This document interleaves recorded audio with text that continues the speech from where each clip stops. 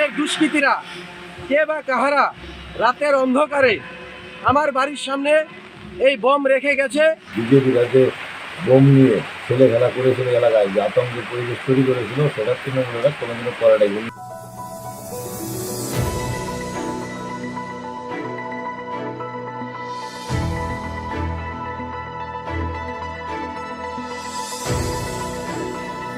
BJP প্রার্থী সমিত দাসের বাড়ির সামনে থেকে তাজা বোমা উদ্ধারকে ঘিরে চাঞ্চল্য ছড়ালো সংশ্লিষ্ট এলাকায়। তৃণমূলের দুষ্কৃতীরা এই কাণ্ড ঘটিয়েছে বলে অভিযোগ ওই বিজেপি প্রার্থীর। খবর পেয়ে ঘটনাস্থলে আসে বক্সিরহাট থানার পুলিশ। মঙ্গলবার সাত সকালে তুফানগঞ্জ ২ নম্বর ব্লকের ভানুকুমারী ২ নম্বর গ্রাম পঞ্চায়েতের বালাকুঠি জারাইমোড় এলাকার ঘটনা। নয়ের ১৩০ নম্বর গ্রাম পঞ্চায়েতের প্রার্থী সুমিত দাসের বাড়ির সামনে থেকে উদ্ধার হয় বোমা।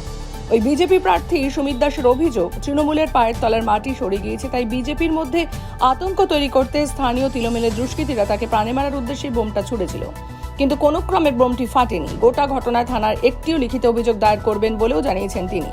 যদি এ ব্যাপারে স্থানীয় তৃণমূলের অঞ্চল কমিটির সভাপতি সুজিত ঘোষ বলেন, বিজেপি বোমের রাজনীতি করে। গত লোকসভা ভোটের পর গোটা ব্লক জুড়ে বোমের আঁতুড়ঘর তৈরি করেছিল বিজেপি।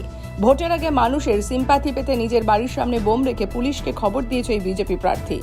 তৃণমূল অন্তত বোমের রাজনীতি করে না। বিগত বছরে এমন কোনো রিপোর্ট নেই। তৃণমূলের দুষ্কৃতীরা কে বা কাহারা রাতের অন্ধকারে আমার বাড়ির সামনে এই বোম রেখে গেছে এবং পুলিশকে খবর করার পর তারা সেই বোম উদ্ধার করেছে। কিন্তু আমি এই তৃণমূলদেরকে একটি বার্তা দিতে চাই, এই বোম বন্দুক দেখিয়ে বিজেপি কর্মীদেরকে বা আমাকে ভয় দেখানো যাবে না। আগামী দিনে বিজেপি এবং এলাকার মানুষ ভোট বাক্সে এর সঠিক জবাব দেবে। আমি আছি ২৩ নং পঞ্চায়েত সমিতির শক্তি কেন্দ্র প্রমুখ।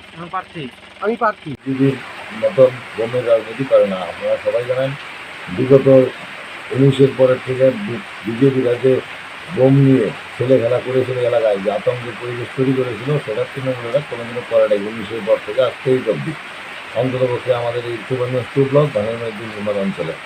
কিন্তু এরা নিজেরাই নিজেদের বাড়ির সামনে বোম কিনে এনে রেখে বিজেপির নামে একটা মিথ্যা অপপ্রচার করার, সমাজে একটা সন্ত্রাস তৈরি করার চেষ্টা করছে। এতে বিজেপি সুস্থ মস্তিষ্কের লোকেরা একটা ভয় পেয়ে এরা আর হয়তো আগামীতে ভোট দিতেই যাবে না, এই একটা পরিবেশ তৈরি করার জন্য এরা এই মিথ্যা রাজনীতি করছে।